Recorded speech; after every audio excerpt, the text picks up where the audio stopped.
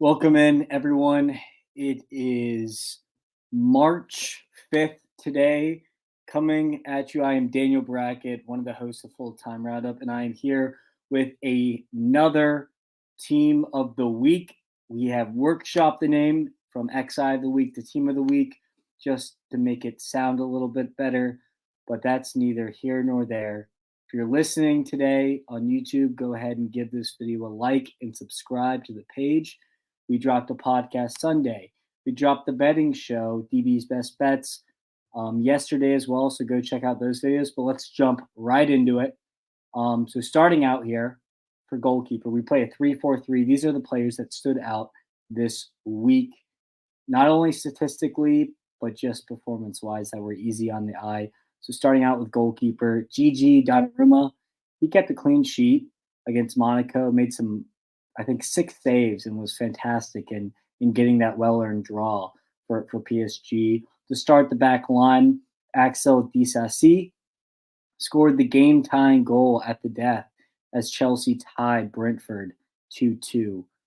Next on, you definitely know this name, Sergio Ramos, plays for Sevilla, got the game-winning goal against Real Sociedad. Huge 3 points for Sevilla as they have struggled mightily this season. Now we have Copit for Mallorca. What a week it's been for Mallorca. Had to throw him in here. He had the game-winning goal against Girona, which we covered at length on the Full-Time Roundup podcast. Starting from left to right in the midfield, Phil Foden. This could have been my player of the week. I decide not because he was my young player of the week before, but I actually decided to change it. Phil Foden is one of the most informed players in the world right now, has more goals than Jude Bellingham, goals and assists, with 29 over 27. He is one to watch, and he must be in the XI for England in the Euros, and he's one of the first names on the team sheet, like Harrison said, for Manchester City. Danny Parejo, for a player that's been this good in the Liga, don't know why he doesn't have a headshot here on lineup builder, but he had not one, not two, 3, a hat trick of assists in the Yellow Submarine, Villarreal's huge 5-1 win against Granada. One of the best Spanish midfielders in the last decade when it comes to teams not named the top 4. Rodri, enough said. Everyone knows how much I love Rodri. He had 2 assists for Manchester City in the derby. He's the first name on the team sheet for me, and he might go down as the most underrated footballer of all time if he doesn't get his praise. But I'm going to give him his praise on this platform. Number 4, Lewis Ferguson. Lewis Ferguson's a Scottish lad at Bologna. They had a huge win over Atalanta in Serie A to put them in 4th place. He has been one of the best players this season for them, other than maybe Xerxes, but he might be on the move shortly as he has broke through the 24-year-old. To lead off our attacking line, Youssef El Nasseri. Since coming back from AFCON with Morocco, he's been in frightening form. He bagged a brace early in their Sevilla's win against Real Sociedad, like I mentioned before. He is just putting it all together at the perfect time, and it's going to be interesting to see if Sevilla can climb the table from here. To lead the line, Alexander Sorloth scored a hat-trick this weekend as Villarreal toppled Granada 5-1, like I mentioned before. The Danish, I can't remember, but he is a very good player, and it's going to be interesting. He's bounced around, so maybe he can make it home here at Villarreal.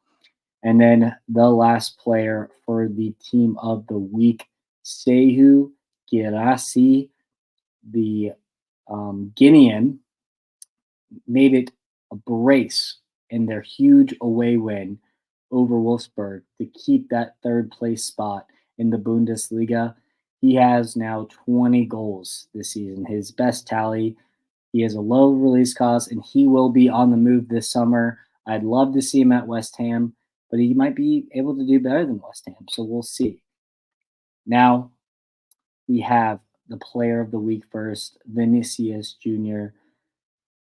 What a player. I mean, apparently there were some racist chants chanted at Vinicius Jr. And you know what he did with that? He responded, but he responded on the pitch by scoring a brace to bring Real Madrid level with Valencia, one of the best players, if not the best player in La Liga right now. And I am excited to see how he ends the season. Young player of the week. I think you've seen this one before. Elie Krupi.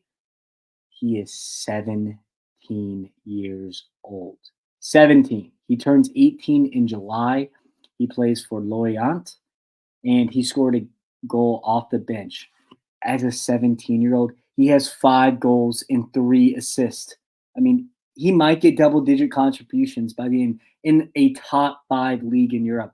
Completely nuts. I could. I mean, I hope he continues to get playing time at Lorient.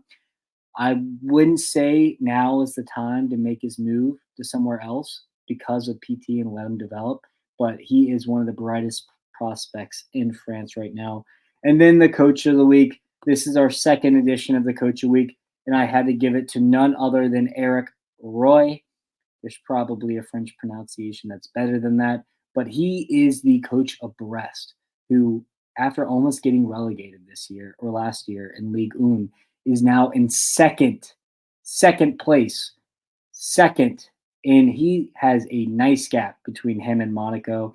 He wasn't even a coach for a while. I'm actually might do a short on him because I'm so interested in him. But he, coached Brest to a 1-0 victory to remain at second place, and it's one of the best stories in football currently. That is the X or team of the week, player of the week, young player of the week, and coach of the week. If you agree, hit the comments. If you don't, let us know. Hope you enjoyed this, and we'll see you next week on Tuesday.